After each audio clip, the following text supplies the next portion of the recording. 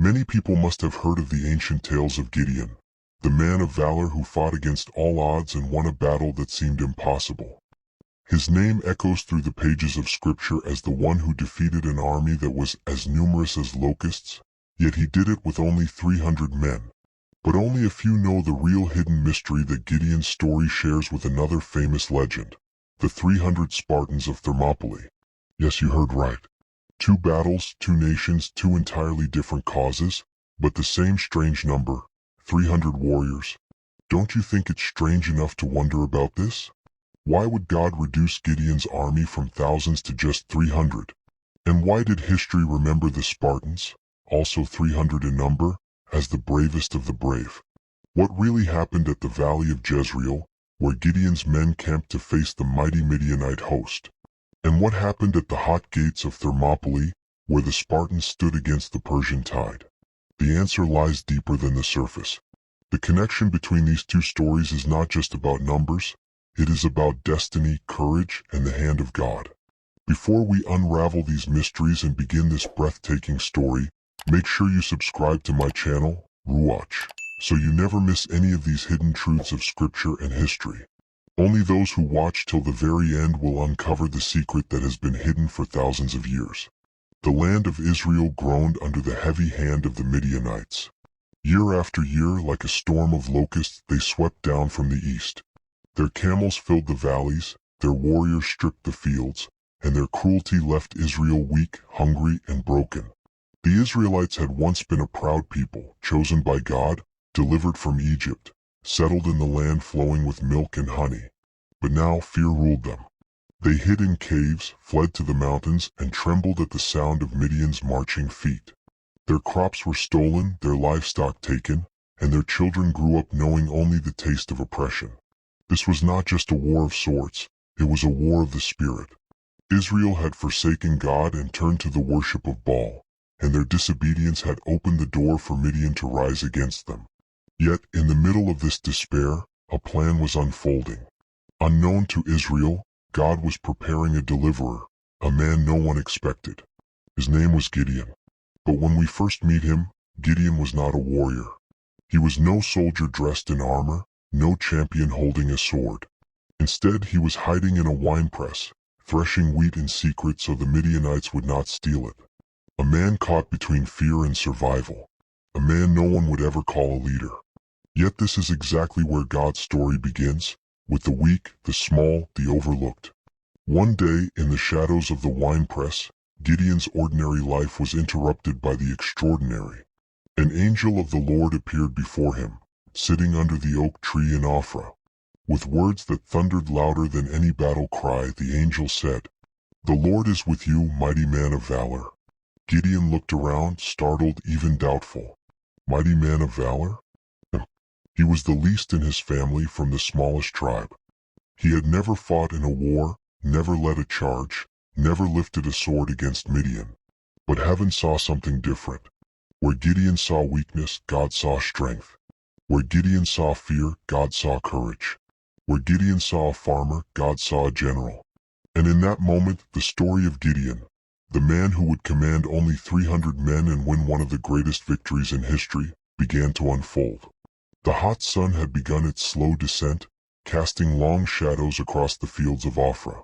In the quiet corner of a winepress, Gideon kept threshing his wheat in secret. Every strike of his tool was careful, hushed, as if he feared the sound of Midianite ears. For 7 long years this had been his life, hiding, surviving, hoping the enemy wouldn't find him. But on this day something strange disturbed his routine. Sitting beneath the shade of an oak tree nearby was a figure unlike any other. His presence carried both peace and authority, and his eyes burned with a light that no ordinary man could hold. This was no traveler. This was an angel of the Lord. The angel looked straight at Gideon and spoke words that would shake his very soul. "The Lord is with you, mighty man of valor." At first, Gideon froze as though his ears had deceived him. Mighty man of valor? The title felt like mockery. He was not a warrior. He was the youngest son in a weak family from the smallest tribe. His people were oppressed, his nation broken. What kind of valor could come from such weakness? He answered with bitterness in his voice, words that revealed the doubts buried in his heart. "Pardon me, my lord, but if the Lord is with us, why has all this happened to us? Where are all his wonders that our ancestors told us about?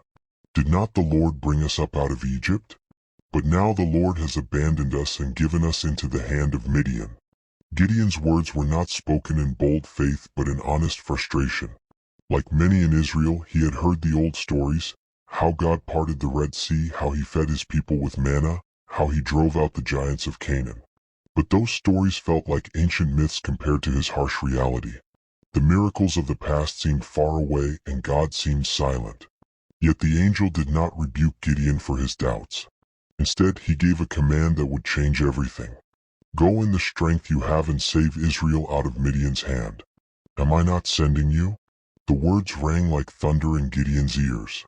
Save Israel? How could this be? He quickly protested, his voice trembling with self-doubt. "Pardon me, Lord, but how can I save Israel? My clan is the weakest in Manasseh, and I am the least in my family." But heaven was not moved by excuses. The Lord's reply was simple yet unshakable. "I will be with you, and you will strike down all the Midianites, leaving none alive." In that moment, Gideon realized this was no ordinary visitor. This was a messenger from God himself. Fear mixed with awe gripped him and he stammered, "If now I have found favor in your eyes, give me a sign that it is really you talking to me." Desperate to be sure, Gideon hurried away and prepared a meal, a young goat, unleavened bread and broth. He brought them back and set them before the angel. But instead of eating, the angel gave strange instructions. "Take the meat and the unleavened bread, place them on this rock, and pour out the broth." Puzzled but obedient, Gideon did as he was told. Then the angel reached out with the tip of his staff, touched the offering, and suddenly, fire blazed from the rock. The food was consumed in flames, and in the same instant, the angel disappeared from sight. Gideon staggered back, trembling. His heart pounded as realization struck him like lightning. He had seen the angel of the Lord face to face. He gasped in terror. "Alas, sovereign Lord, I have seen the angel of the Lord face to face." But the Lord's voice calmed him, whispering reassurance. "Peace. Do not be afraid. You are not going to die." Overwhelmed, Gideon built an altar on that spot and named it, "The Lord is Peace, Yahweh Shalom." That sacred altar stood as a testimony that God had not abandoned Israel. He had not forgotten his people. And through Gideon, the least expected, the weakest, the doubter, he would bring deliverance. From that day forward, Gideon's life would never be the same. The frightened farmer in the winepress had been called by heaven itself. The man who hid from Midian would soon stand before them as a warrior of God. But his journey was only beginning. God had declared him a man of valor, but before Gideon could rise as Israel's deliverer, he would first face a dangerous task at home. One that would test not just his courage but his loyalty to the God who called him. The night air in Ophrah was still, the stars scattered across the sky like burning jewels. Gideon lay awake, replaying the angel's words in his mind. "Mighty man of valor, go in the strength you have. I will be with you."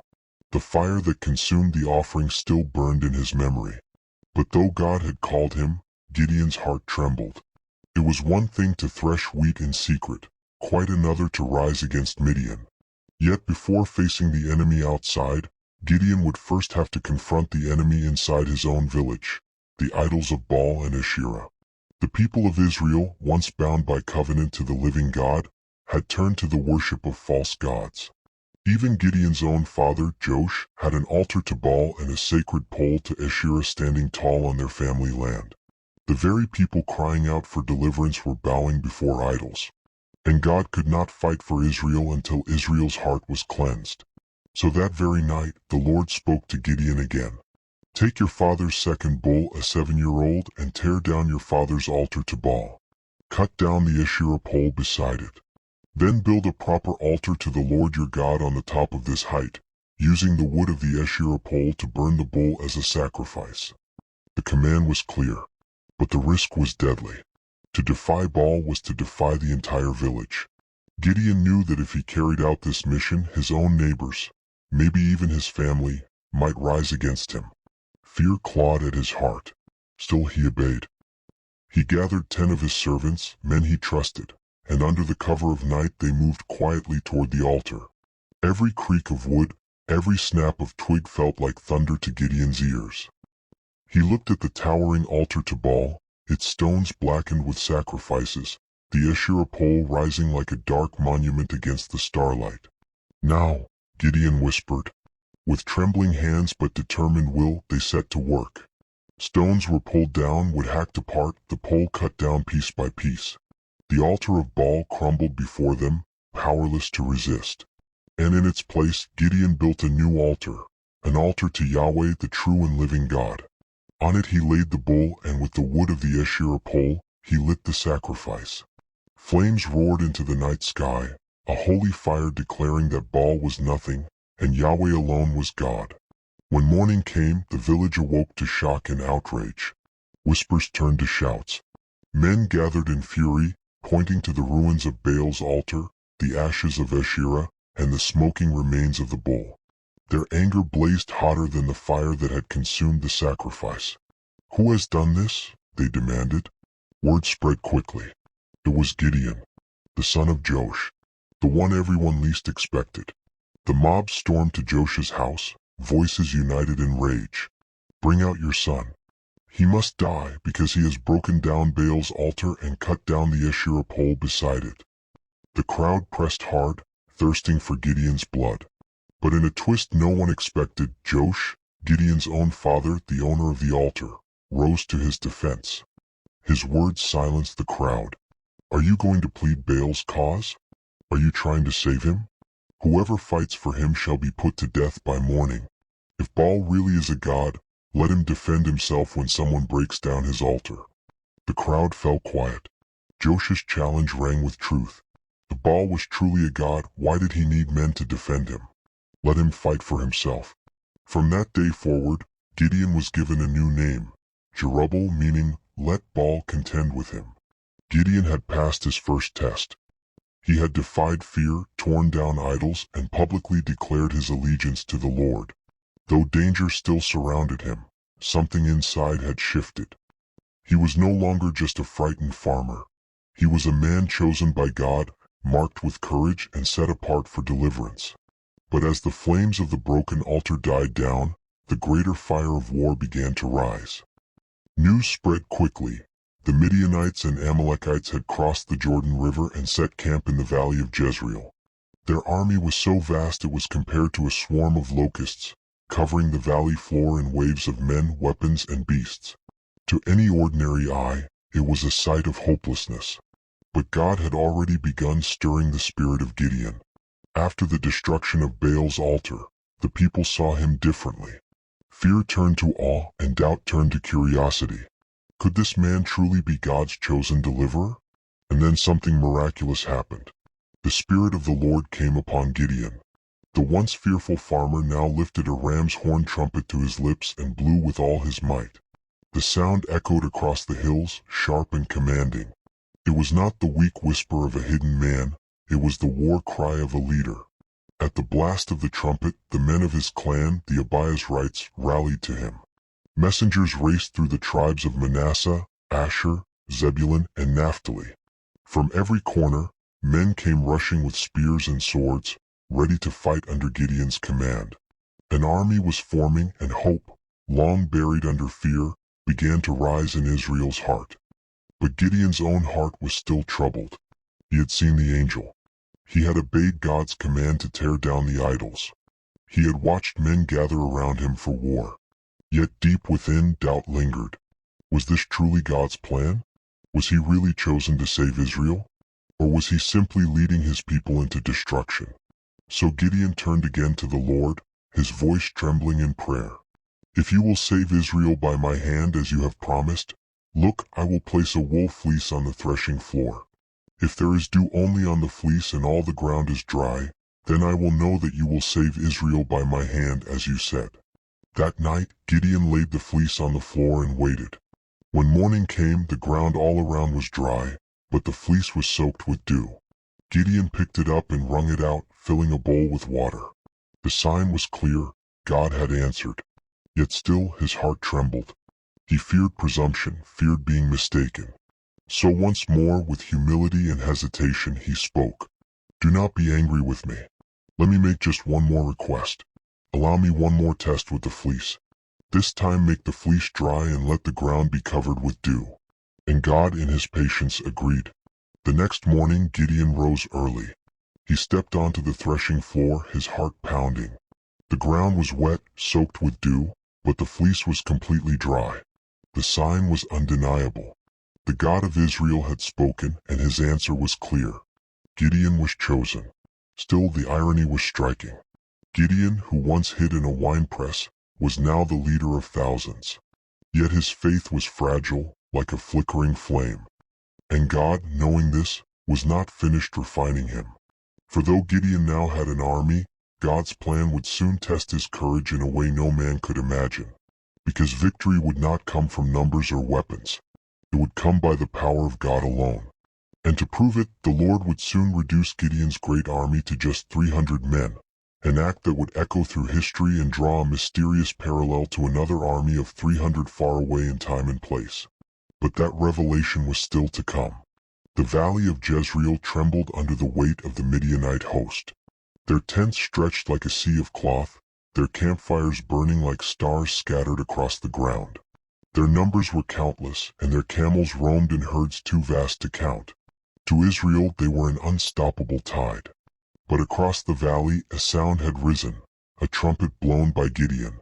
Israel was stirring again. From every tribe Gideon had summoned, and they came in waves. Farmers brought sickles turned to swords, shepherds carried staffs now sharpened for battle, and men once cowering in caves now stood with fire in their eyes. By the time the camp gathered, 32,000 men had assembled under Gideon's command. To any ordinary leader, this was a small force compared to the Midianite horde. But to Gideon, who had started with nothing, it felt like a miracle. For the first time in years, Israel stood ready to fight. But then came God's voice, cutting through Gideon's hope like a blade. "You have too many men. I cannot deliver Midian into their hands, or Israel would boast against me, saying, 'My own strength has saved me.'" Too many men? Gideon's heart sank. Surely he needed more, not less. But God's plan was not about numbers. It was about glory. Victory had to belong to God alone. So the Lord gave Gideon a command. "Announce to the army, anyone who trembles with fear may turn back and leave Mount Gilead." Gideon looked at his men, faces hardened with resolve, but behind many of those eyes lay hidden fear. He raised his voice and repeated the Lord's words. A silence fell. Then movement began. One man turned, then another, then groups of tens, then hundreds. The army began to thin before Gideon's eyes. And when the dust settled, 22,000 men had walked away. Only 10,000 remained. The blow was heavy. Gideon's chest tightened. 10,000 against Midian's countless host. It was unthinkable. Yet before he could even regain his breath, the Lord spoke again. "There are still too many men. Take them down to the water, and I will thin them out for you there." So Gideon obeyed. He led the 10,000 men to a nearby stream. The soldiers rushed forward, weary and thirsty, bending down to drink. Gideon watched closely. Some knelt and put their faces directly into the water, drinking deeply. Others scooped water with their hands, lapping it quickly as they stayed alert, their eyes scanning the horizon. The Lord's voice came again. "Separate those who lap the water with their tongues as a dog laps from those who kneel down to drink." When the count was made, the numbers were shocking.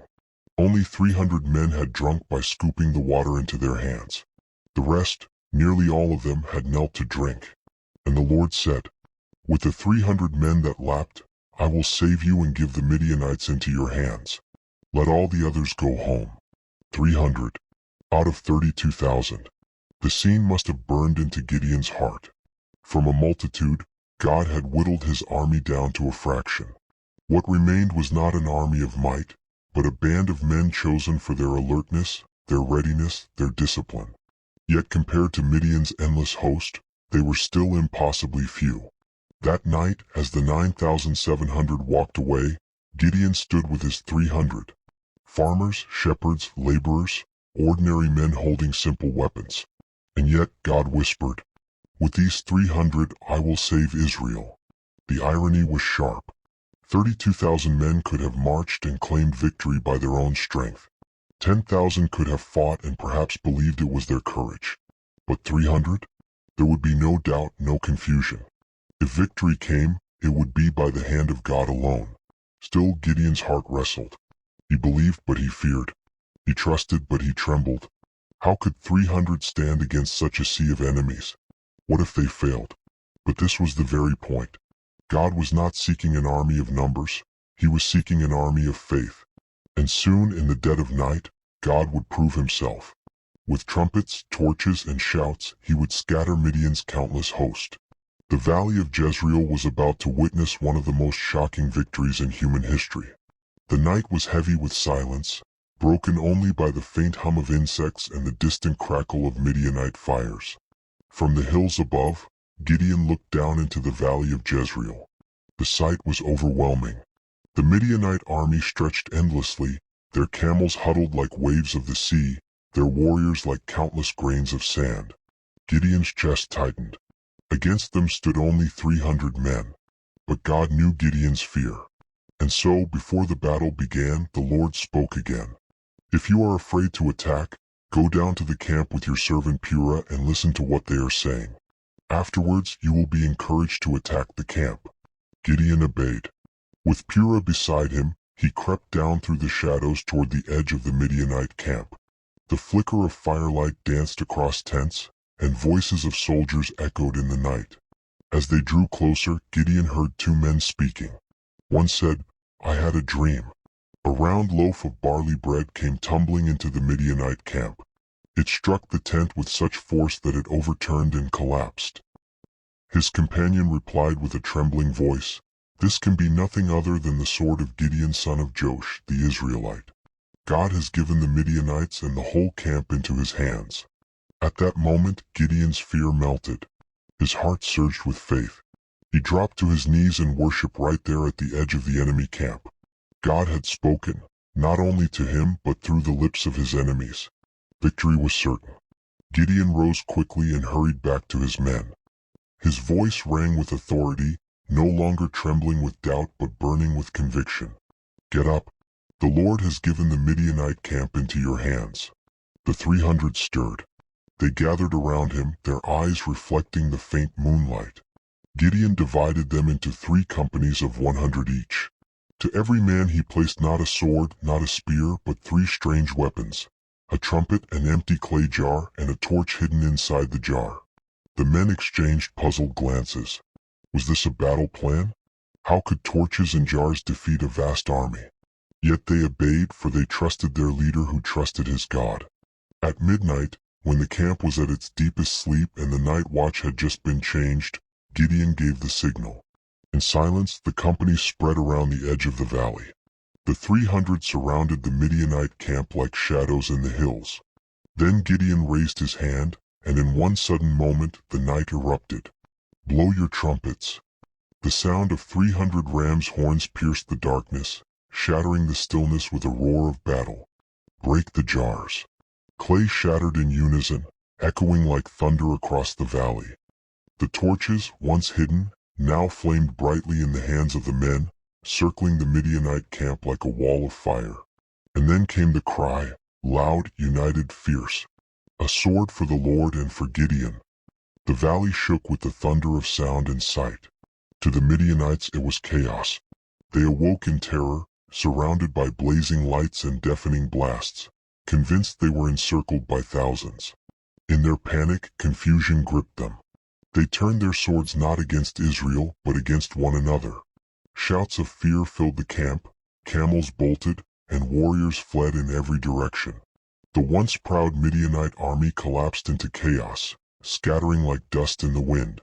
From the hills, Gideon's men stood firm, trumpets still blaring, torches still blazing, shouts still ringing. They had not yet struck with swords, yet the enemy had already destroyed itself. Panic swept through the valley as the Midianites fled toward the Jordan. The impossible had happened. With only 300 men, and weapons unfit for battle, God had delivered Israel. The victory was not just military, it was spiritual. The message was clear. Salvation does not come by might, nor by numbers, nor by human strength. It comes by the hand of the Lord. That night, the name of Gideon, once a fearful farmer, was forever etched into the history of Israel. But more importantly, the name of the Lord was glorified. For he had taken weakness and turned it into strength.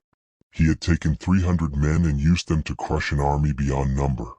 And yet, this was not the end. The Midianites were scattered but not destroyed. 2 of their princes, Oreb and Zeb, were still alive, leading survivors eastward. Gideon and his men would need to pursue, to finish what God had started. The battle of trumpets and torches was over. But the war was not yet won. The valley of Jezreel still echoed with the sound of broken trumpets and shattered jars. The Midianite camp lay in ruins, tents torn, fires smoldering, bodies strewn in confusion. But though the battle was won, the war was far from finished. The Midianites fled in chaos, streaming eastward toward the Jordan River. At their head were 2 princes, Oreb and Zeb, men of great cruelty whose names struck fear in Israel. Their retreat was not a surrender, it was a rally.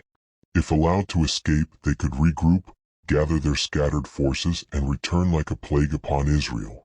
Gideon knew this, and though his 300 men were weary, they did not rest. With torches still smoldering in their hands and the taste of victory still fresh, they surged forward in pursuit. Messengers raced ahead, calling the tribes near the Jordan, Ephraim, Manasseh, and others, to join the chase. The hills came alive with reinforcements as men blocked the fords of the Jordan, cutting off the enemy's escape. The strategy worked. At the waters of the Jordan, Israel struck. The princes Oreb and Zeb were captured, Oreb slain at the rock of Oreb and Zeb at the winepress of Zeb. Their heads were brought to Gideon as proof. The oppressors who once mocked Israel were no more. But Gideon's mission was not yet over. Beyond the Jordan, 2 greater enemies remained, Zebah and Zalmunna, the kings of Midian. With a remnant of 15,000 men, they fled toward the desert. Compared to the 135,000 who once filled Jezreel, they were but a fraction, but still a danger if left alive. So Gideon pressed on. His men, though exhausted and faint with hunger, marched relentlessly across the Jordan. At the town of Sukkot they stopped to ask for bread. But the leaders of Sukkot mocked Gideon. Do you already have the hands of Zebah and Zalmunna in your possession? Why should we give bread to your tired men? Their scorn cut deep. These were Israelites, yet instead of aiding their brothers they chose to side with fear. Gideon's eyes hardened. He gave them a promise. Very well. When the Lord has given Zebah and Zalmunna into my hand, I will tear your flesh with thorns of the desert and with briars. They pressed on to another town, Peniel, and asked again for food. But once more they were refused. Again Gideon's voice thundered with judgment. When I return in triumph, I will tear down this tower. Hunger gnawed at his men, yet they did not turn back. Step by step, mile by mile, they pushed deeper into enemy ground. Finally, near Karkar they found Zebah and Zalmunna's camp, unguarded, unsuspecting, believing themselves safe in the desert. Gideon struck like a storm. With his 300, he fell upon the camp and shattered it. Panic spread, and the remnant of Midian was scattered. The kings themselves were seized, bound, and dragged before Gideon. At last, the oppressors of Israel were in his hands. But Gideon had not forgotten their cruelty. In his own hometown, his brothers had been slain by these kings in earlier raids. He looked into their faces and asked, "What kind of men did you kill at Tabor?" They answered, "Men like you, each one with the bearing of a prince." Gideon's eyes burned with grief and fury. "Those were my brothers, the sons of my mother. As surely as the Lord lives, if you had spared their lives, I would not kill you." And with that, Gideon executed Zebah and Zalmunna, avenging his family and securing Israel's freedom. On his way back he returned to Sukkot and Peniel. To the men of Sukkot he brought the captured kings as proof, then punished them with thorns and briars, just as he had promised. To Peniel he tore down their tower and struck down those who mocked him. The message was clear. Israel would no longer live in fear nor tolerate betrayal. The land that had suffered under Midian's oppression was now free. For the first time in years, the valleys of Israel were quiet, not with fear but with peace. The name of Gideon was now spoken with awe, and the people looked to him not just as a warrior but as a deliverer. But victory carried with it temptation. For as Israel turned to Gideon with honor and loyalty, whispers began to rise, whispers that would test Gideon's heart as deeply as any battlefield ever could. Israel had finally breathed again. The yoke of Midian was broken, the kings Zebah and Zalmunna lay dead, and the valleys that once echoed with the trampling of camels were now filled with the songs of freedom. The people, overwhelmed with relief and gratitude, turned to Gideon with an offer. Rule over us, you, your son, and your grandson, because you have saved us from the hand of Midian. It was the highest honor Israel could give. They wanted to crown him king, to make his family a dynasty. But Gideon, remembering the Lord who gave the victory, refused. I will not rule over you, nor will my son rule over you. The Lord will rule over you. His words rang with humility. He reminded the people that the throne of Israel did not belong to men but to God alone. Gideon was not a king. He was a servant, a judge, a deliverer raised by the Lord for a season. But even as he declined the crown, Gideon made a request. I do have one request, that each of you give me an earring from your share of the plunder. The Midianites had been wealthy, their camels adorned, their soldiers dripping with gold. Gladly, the Israelites laid down the earrings they had gathered, so much that the weight of the gold came to 1,700 shekels, over 40 pounds, not counting the ornaments, pendants, and purple robes taken from the kings. With this treasure, Gideon crafted something unusual, an ephod, a priestly garment made entirely of gold. He set it up in his hometown of Ophrah. At first, it may have been meant as a memorial to the victory, a reminder that God had delivered Israel. But in time it became something else. The ephod, shimmering and beautiful, drew the hearts of the people. Instead of seeking the Lord, they turned to the ephod as an object of worship. Slowly, subtly, Israel fell into idolatry again. The very man who had torn down Baal's altar had built something that became another stumbling block. Scripture says, all Israel prostituted themselves by worshiping it there, and it became a snare to Gideon and his family. Despite this shadow, Gideon's years as judge were marked by peace. For 40 years the land rested. No Midianite raids, no Amalekite swarms, no fear in the valleys. Children grew without the sound of enemy hooves, and farmers harvested without hiding in caves. Gideon lived to see what few in Israel had known for generations, safety and quiet under God's protection. But Gideon was still a man of flesh. He had many wives and fathered 70 sons. He even had a concubine in Shechem, and through her was born a son named Abimelech, a name meaning my father is king. Though Gideon had refused kingship, his actions left behind the seed of ambition that would later cause bloodshed. At last, Gideon died at a good old age and was buried in the tomb of his father, Joash, in Ophrah. His life had begun in fear, hiding in a winepress, and ended in honor, resting as Israel's deliverer. But after his death, the peace he bought began to unravel. Israel once again turned to the Baals, forgetting the God who had saved them and the man who had delivered them. They prostituted themselves to idols, and the cycle of disobedience began anew.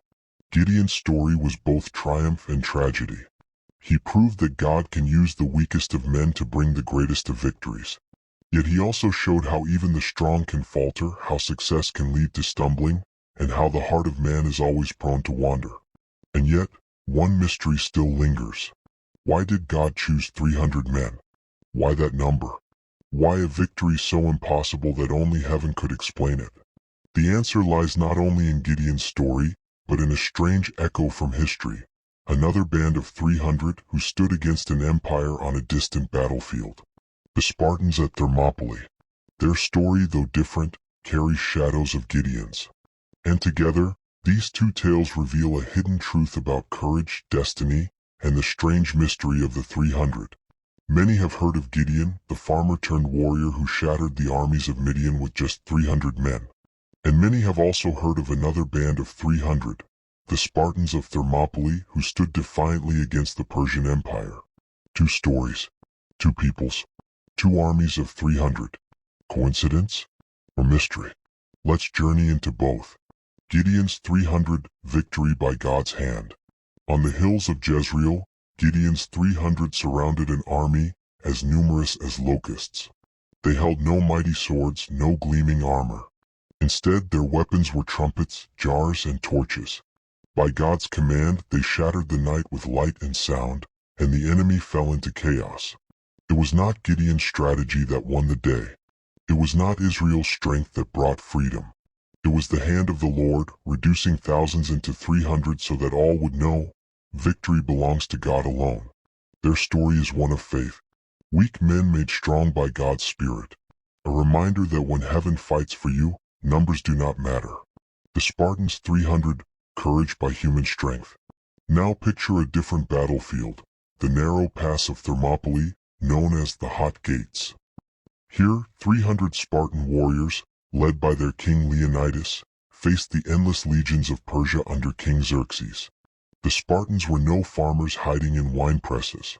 They were born and bred for war, trained from childhood, their lives built on discipline, strength, and honor. Their armor gleamed, their spears bristled, their shields locked together as one. At Thermopylae they made their stand. 4 days they held back an empire, their courage echoing across history. But in the end they fell, not for lack of bravery but because they relied on human might alone. Their story is remembered as noble, but their victory was incomplete. They died in glory but their nation still bled. The mystery of 300. And so the question remains, why does history remember 300 in both tales? In Gideon's story, 300 meant weakness before men, but strength before God. It was a number chosen so that pride would die and faith would live. In the Spartan story, 300 meant the height of human courage, strength, and sacrifice. They showed the world what men could do when united, but also the limits of flesh without divine power. 300 conquered because God fought for them. The other 300 fell because they fought alone. The lesson hidden in the numbers. Both stories stir the heart. Both inspire courage. But only one points beyond human strength. Gideon's victory shouts across the ages. Not by might nor by power but by my spirit, says the Lord. The Spartans show us the best of man. Gideon's 300 show us the power of God through man. The hidden mystery is this. God often chooses the few, the weak, the small, so that his glory shines brighter. 300 against countless thousands proves one truth. When God is with you, you are never outnumbered. The call for today. So which 300 will you follow? The Spartans who trusted in their own spears, or Gideons who trusted in the living God? This is not just ancient history. It is a question for us now. Do we live by our own strength or do we walk by faith? Do we depend on numbers, resources, and human wisdom? Or do we trust the God who can save by many or by few? Gideon's story calls to every heart today. God does not need your strength. He needs your surrender. And just like Gideon, he may take you from fear to faith, from weakness to valor, from hiding in a winepress to standing in victory. And so, the tale of Gideon closes, not just with an ancient victory but with a mystery that echoes across time. The 300 Spartans inspire us with human courage. But the 300 of Gideon remind us of something greater, the courage that comes from God's Spirit, where victory is certain and glory belongs to Him alone. And if you follow this story until the end, make sure you like, share, and subscribe so you don't miss the next revelation hidden in the pages of Scripture. Because only those who stay to the end truly see the mystery unfold.